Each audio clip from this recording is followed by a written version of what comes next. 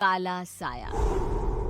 यूं तो बनारस घाट अपनी खूबसूरती के लिए बहुत प्रचलित है, पर घाट के किनारे कई राज लिए बैठे हैं। ये कहानी शुरू होती है बनारस के घाट के पास बने ममता निवास से, जहाँ प्रिया लाल जोड़े में ममता के घर उसकी बहू बनकर आती है। आओ आओ बहू, घर को अपने पैरों से पवित्र करो। ममता घर की दहलीज पार कर ही रही होती है कि अचानक एक बहुत गंदी सी बास पूरे घर में फैल जाती है।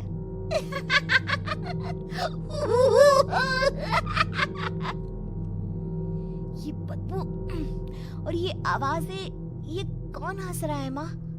अब ये पड़ोसी ना हमारे थोड़े अलग से है। कहाँ हम शाकाहारी और ये मांस मच्छी खाने वाले। छोड़, तू ध्यान मत दे और गृह प्रवेश कर। और हाँ बहू, अपनी सास की एक बात हमेशा याद रखना, इन पड़ोसियों से तो कभी बात नहीं करेगी। अच्छे लोग नहीं है ये। अपनी सास की ये बात मानेगी ना बेटा? हाँ माँ, जो आपकी मर्जी, मैं उनसे बात नहीं करूंगी। अगले दिन प्रिया अपनी पहली रसोई बनाने रसोई घर में जाती है। ये छोकी बात तो नाक में जा रही है। एक काम करती हूँ, खिड़की खोल देती हूँ। प्रिया खिड़की खोलने जाती है। इतने जाले, लगता है इस खिड़की को कभी खोला ही नहीं गया। पर ऐसा क्यों? ओह, नॉन वेज की स्मेल आती होगी ना। 2 मिनट के लिए खोल लेती हूँ, फिर बंद कर दूंगी। प्रिया खिड़की खोलती है। खिड़की खोलते ही उसकी नजर सामने वाले घर की खिड़की पर पड़ती है, जहाँ एक लड़की खड़ी होती है, हाथों में मेहंदी, लाल रंग की साड़ी, बिल्कुल सजी धजी, मानो प्रिया की तरह ही वो भी नई नवेली बहू हो। वो प्रिया को देखकर मुस्कुराती है। हे भगवान, माँ ने तो इनसे बात करने को मना किया था। प्रिया फौरन ही खिड़की बंद कर देती है और तवे पर चढ़े रोटी की ओर देखने लगती है, पर वहाँ रोटी न होकर मछली पड़ी होती है। ये क्या? पहली ही रसोई में इतनी बड़ी गलती। हे भगवान, अब मैं क्या करूं? प्रिया बहुत डर जाती है और फौरन रसोई की सफाई करने और फिर सभी के लिए खाना बनाने लग जाती है। जब वो सबको खाना परोसती है, सब तो ठीक है, मैं बेकार में चिंता कर रही। हे भगवान, ऐसे ही बस अपनी कृपा बनाए रखना। रात के वक्त जब सब सो रहे होते हैं, तब प्रिया को पायल की आवाज सुनाई देती है, जिससे उसकी आंख खुल जाती है। ये पायल की आवाज कहाँ से आ रही है? प्रिया उठकर उस आवाज के पीछे छत की सीढ़ियों तक जाती है। तभी उसे बच्चे के रोने की आवाज आती है। प्रिया छत पर जाती है तो क्या देखती है? वही लाल साड़ी वाली लड़की अपनी गोद में एक नवजात बच्चे को घुमा घुमा कर सुला रही है।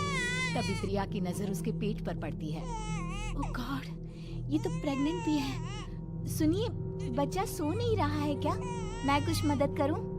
नहीं नहीं, आपके घर वालों को अच्छा नहीं लगेगा, मैं संभाल लूंगी। स्नेहा की गोद से बच्चा हाथ मारकर प्रिया की गोद में आने को छटपटाने लगता है। दोनों घर अगल बगल में बने होने के कारण प्रिया उस बच्चे को गोद में ले लेती है। प्रिया के पास आते ही वो सो जाता है। बच्चे का वो स्पर्श रात भर प्रिया भूल नहीं पाती और अगली सुबह वो छत पर कपड़े सुखा रही होती है। तभी उसे एक औरत इशारा करके बुलाती है। स्नेहा कह रही थी बाबू तुम्हारी गोद में आते ही सो गया। मैं गौरी, स्नेहा की माँ हूँ। बहू, घर आना, बाबू को खिला भी लेना। शाम को जब घर पर कोई नहीं रहता, बच्चे से मिलने के लिए प्रिया छिपकर अपनी पड़ोसन के घर चली जाती है और कुछ देर बच्चे को खिलाकर वापस लौट आती है। इसके कुछ दिन बाद ही प्रिया को पता चलता है कि वो माँ बनने वाली है। ममता की खुशी का ठिकाना नहीं रहता।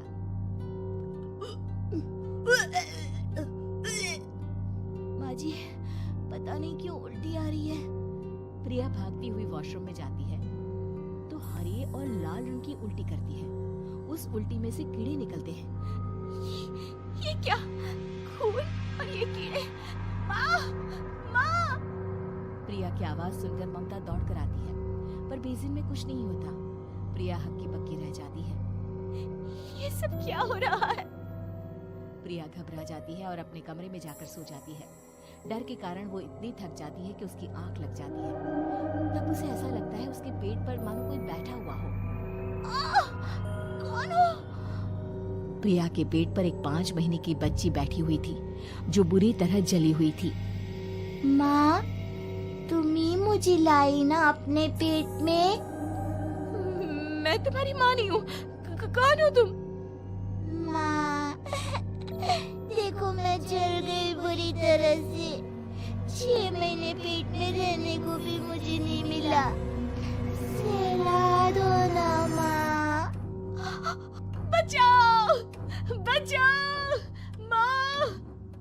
ममता दौड़कर कमरे में आती है। प्रिया की बातें सुनकर वो सब समझ जाती है। तू कहीं बगल वाले घर में तो नहीं जाकर आई ना बहू? मुझे माफ कर दो, मैं गई थी माँ। उस घर में सब मरे हुए हैं बहू। कई साल पहले स्नेहा उस घर में बहू बनकर आई थी। कुछ ही दिन में वो एक बच्चे को जन्म देने वाली थी। पूरा घर बच्चे के आने की खुशी में खोया था कि एक दिन अचानक उस घर में आग लग गई। सब बुरी तरह जलकर मर गए। गौरी आज भी दादी बनने का इंतजार कर रही है और इसीलिए स्नेहा ने अपना अजन्मा बच्चा तुम्हारी कोख में डाल दिया। ममता ये कह रही होती है कि पीछे से उसके पैरों को एक बच्चा पकड़ लेता है। दादी, दादी। माँ, स्नेहा की गोद में यही बच्चा था। ये बच्चा कौन है फिर? तेरी मौत है। तेरी भी दादी। जिस चीज का ममता को डर था वही हो गया। ममता निवास के ऊपर मौत ने चादर बिछा दी थी। प्रिया का पेट ऐसे बढ़ जाता है मानो 9 महीने का हो। 2 हाथ उसके पेट से बाहर निकलते हैं। बहू, संतोष को फोन कर, किसी पंडित जी को बुला बहू। प्रिया का पति भागता हुआ घर आता है। ये तो होना ही था माँ। तेरा पाप तेरे सामने आ गया तो तू सह नहीं पा रही है।